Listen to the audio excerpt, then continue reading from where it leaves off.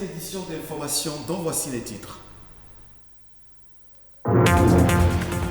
C'est une création des tissus basée sur la fabrication de nœuds avec de la ficelle ou de la corde. Le macramé ou le tissage artisanal se modernise avec la fabrication de bougies ou des accessoires décoratifs. Nous irons à sa découverte dans cette édition. L'angine de gorge est une maladie très fréquente qui provoque les maux de gorge, les maux de tête, de la fièvre, des difficultés à parler, parfois la toux. Comment traiter et prévenir l'angine de gorge? On en parle dans ce journal. Et puis nous irons à la découverte d'une artiste musicienne de nationalité ivoirienne, José Delatour, chante l'amour et ses merveilles. Elle nous parle de sa carrière d'artiste chanteuse.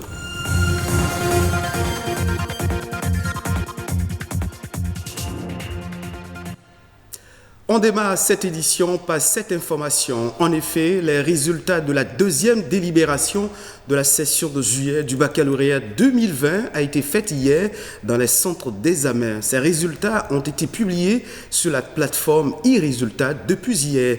Les candidats admissibles qui n'ont pas été déclarés admis à l'issue des épreuves sportives auront une troisième chance pour décrocher le premier sésame, le précieux sésame, à compter de demain vendredi. Ces derniers sont attendus dans les différents centres de composition pour subir les épreuves orales. Les candidats ayant composé pour la saison des malades connaîtront leurs résultats à l'occasion de la troisième et dernière délibération prévue pour le samedi 22 août 2020. Fait des nœuds avec une corde, un fil ou un bout de laine et sans un outil particulier comme une aiguille, un crochet ou autre, ça s'appelle du macramé. Aujourd'hui, cette forme de création de nœuds se modernise avec la fabrication de petits objets comme des bijoux ou des accessoires décoratifs. Le macramé permet de décorer l'intérieur de son salon rien qu'avec des bouts de ficelle et un peu de créativité. Cette activité pratiquée par de nombreuses femmes semble nourrir son homme. Arthur Wendo nous amène dans l'univers de ce métier. Vous voulez commander encore? D'accord. Combien de sacs? 100 sacs? Dame Atta est une tisserande. Elle est dans le métier depuis plus d'une vingtaine d'années. Comme elle, nombreuses sont ces femmes qui exercent le métier de tissage artisanal. Communément appelé macramé, ce métier consiste à nouer des fibres de toutes sortes et ce, uniquement à l'aide de leurs 10 doigts. Quand tu achètes le fil, on vient, on découpe les fils, on commence à faire les petits nœuds, on fait les bras. D'abord, on fait les petits nœuds. On commence par faire l'agencement jusqu'à l'obtention de notre sac. On fait les nœuds. Quand on finit, on commence par les engancer sur le bras. Ces femmes ne confectionnent pas que des sacs. Elles fabriquent aussi beaucoup d'autres objets. On peut fabriquer des sacs, des lits picots, les fauteuils, des pots de fleurs. On fait le sac à main des femmes. On peut faire une pochette. On peut faire le sac à dos des écoliers. On fait des chaises. On peut faire le divan. Tout ça là avec le fil. Dans l'exercice de ce métier, elles sont souvent confrontées à des difficultés. Des difficultés qui émoussent l'ardeur de certaines d'entre elles. Ça fait très mal aux doigts. Ça fait trop mal à la main. Des fois, il y a des moments qu'il faut ça jusqu'à... Les mains sont blessées. Le métier de tissage artisanal ou macramé aide la majorité de toutes celles qui s'y adonnent à subvenir à leurs besoins. Ce métier nourrit l'homme. Grâce à ça, nous arrivons parfois à payer le loyer. Nous arrivons à subvenir à nos besoins. Je sais ce que j'ai trouvé dedans. Ça nourrit mes enfants, ma famille, mon foyer. Ça m'aide à aider mon mari. Cette technique de tissage qui existe depuis des lustres est aujourd'hui associée au loisir. Pourtant, elle est à l'origine de nombreux objets décoratifs qui servent à ressortir la beauté des œuvres d'art. Vous avez un mal de gorge, de la fièvre, des maux de tête. Vous souffrez certainement d'une angine de gorge, une maladie capable de vous clouer au lit. L'angine de gorge, fréquente chez les enfants et les adolescents, peut avoir diverses origines. C'est une pathologie qui entraîne des complications quand elle n'est pas bien traitée. Quels sont les traitements et les moyens de prévention? Plus de détails dans ce reportage qui porte la signature de Stéphanie Depemandora. Elle est due à une inflammation des amygdales, de la membrane muqueuse et du larynx. Résultat, mal de gorge et difficulté d'avaler. L'angine, puisque c'est d'elle qu'il s'agit, est une infection dont souffrent bon nombre de personnes qui ignorent parfois l'origine, mais connaissent les manifestations. C'est une maladie qui attaque la gorge souvent. Et on a du mal à avaler du salive. L'angine, c'est une maladie qui crée des douleurs au niveau de la gorge. Dans 50 à 90% des cas, les angines sont souvent dues à des virus, mais elles peuvent être également d'origine bactérienne. Il peut y avoir par exemple des gens qui ont des problèmes d'allergie. Il y a des gens qui sont susceptibles à certaines choses. Il y a des gens par exemple qui sont susceptibles peut-être à l'arachide, le sucre. Mais ce n'est pas forcément le sucre en lui-même, ça peut être un additif qui est ajouté au sucre qui crée une certaine allergie. Il y a des gens qui prennent certains jus de fruits et ça leur crée comme une angine, ils ont mal à la gorge. Une mauvaise hygiène bucco-dentaire constitue également un facteur qui favorise la contraction de l'angine. Et pour soulager la douleur, diverses recettes sont utilisées à tort et à travers par les malades. Des recettes qui entraînent des complications aux conséquences douloureuses. Face à cet état de choses, le spécialiste propose. La plupart des angines sont d'abord des angines virales. Donc au départ, ce n'est pas forcément nécessaire d'utiliser un antibiotique au départ. Mais lorsque c'est une angine bactérienne, dans ces cas, très souvent, il faut forcément faire recours à un médecin pour qu'on voit s'il faut mettre un antibiotique et quel type d'antibiotique en fonction des symptômes et en fonction de ce que le médecin verra, il saura quel antibiotique il faut utiliser. Un mauvais traitement de ce mal pourrait déboucher sur d'autres maladies plus graves. Une angine mal traitée peut être à l'origine de problèmes de rhumatisme articulaire aigu. Une angine mal traitée peut être à l'origine après de problèmes cardiaques, de problèmes articulaires. Il faut savoir que les amygdales sont une porte ouverte. Et à partir de là, les microbes peuvent diffuser à tous les autres organes du corps lorsque ce n'est pas bien traité. Les traitements de l'angine dépendent donc de son origine. Mais qu'elle soit virale ou bactérienne, elle est contagieuse. Il faut donc respecter les consignes d'hygiène habituelles pour être épargné. José Delatour, ce nom ne vous dit peut-être pas grand-chose, mais son talent artistique fait sensation dans le milieu du showbiz. José Delatour est une artiste musicienne et animatrice radio de nationalité ivoirienne. Avec son timbre vocal, elle chante l'amour et ses merveilles. Au détour d'un séjour à Cotonou, elle nous parle de sa carrière musicale et de ses projets au micro de Ulvaeus Balogun.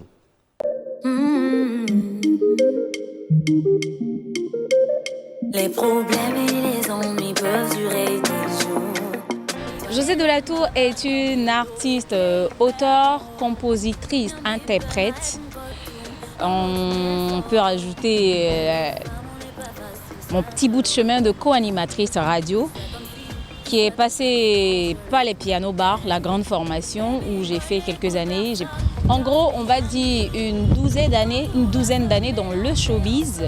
Parce que je suis passée de requin de studio à interprète dans toutes les cérémonies, avec des featuring que j'ai bien pu faire avec les artistes. De ma carrière de chanteuse de cabaret jusqu'à maintenant, j'ai fait environ 9 à 10 années avant de me lancer. La thématique dans laquelle je suis, c'est l'amour. Je me dis, l'amour, c'est, qu'on le veuille ou pas, l'amour est l'essentiel, le sens de tout. Donc, je suis dans l'amour, qui a été ma première inspiration de mon titre intitulé « Il n'y a pas photo », dont le clip est disponible sur toutes les plateformes. « Il n'y a pas photo », je pourrais dire c'est notre vécu. C'est une histoire d'amour, d'accord, mais puisque c'est une déclaration d'amour, une assurance en amour, une affirmation d'amour, c'est notre quotidien. Il y a un peu de moi, il y a un peu de nous tous. Qui n'est pas amoureux? Même celui qui fait le dur est amoureux quelque part. peut-être qu'ils ne l'avouent pas.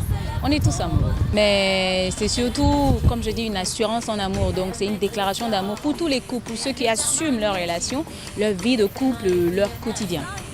De toutes les imperfections dans la société qu'on peut voir, le noyau, c'est le foyer.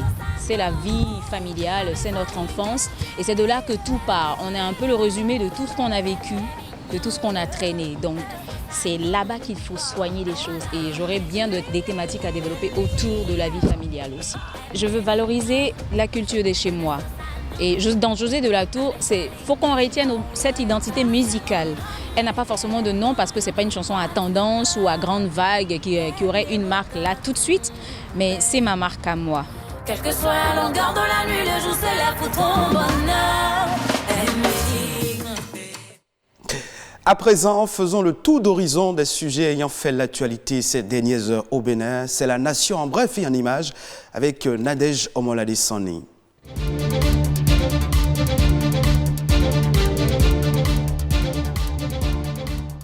Ces 1000 ménages du milieu rural seront bientôt électrifiés grâce à l'énergie solaire.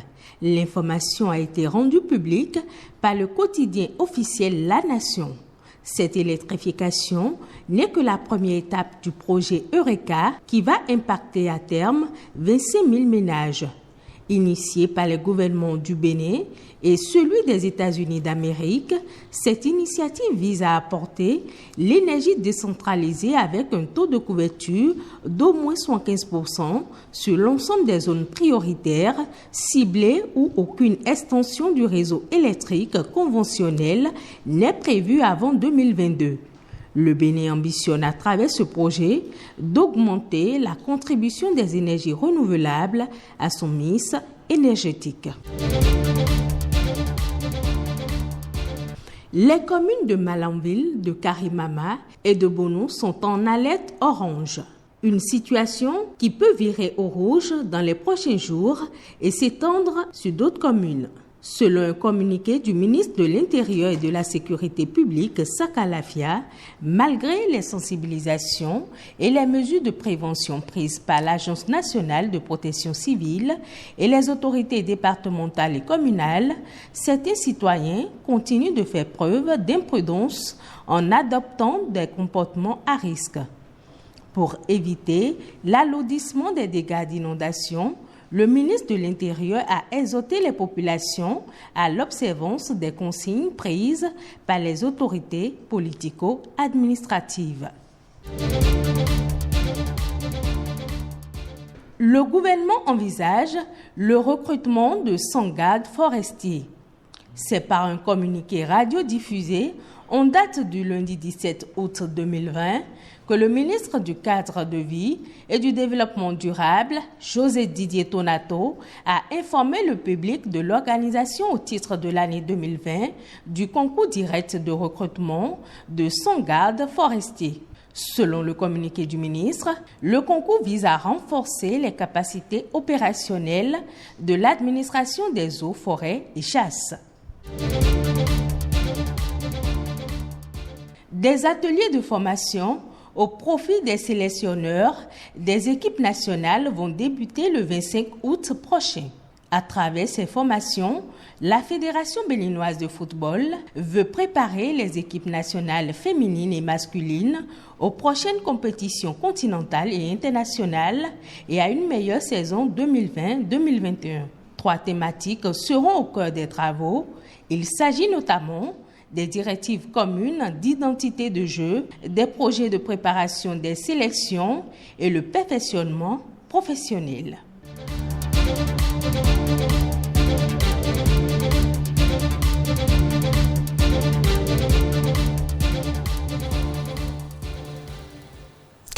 Hors de nos frontières, l'Afrique du Sud est le 5e pays ayant enregistré le plus grand nombre de cas de coronavirus au monde avec 583 653 personnes infectées à ce jour et plus de 11 000 morts. Malgré le passage au niveau 2 d'alerte sanitaire, le pays a décidé depuis le 18 août 2020 d'aller au déconfinement progressif. Le couvre-feu est toujours en vigueur, mais les clubs de gym qui ont mis en place un protocole sanitaire strict peuvent rouvrir ainsi que les magasins d'alcool et de tabac. Les déplacements entre les différentes provinces du pays sont également à nouveau autorisés. Pendant ce temps, les frontières internationales restent toujours fermées. Ainsi prend fin cette session d'information. Merci de votre fidélité. Vous pouvez suivre ce journal sur le site de l'ORTB, www.ortb.bj.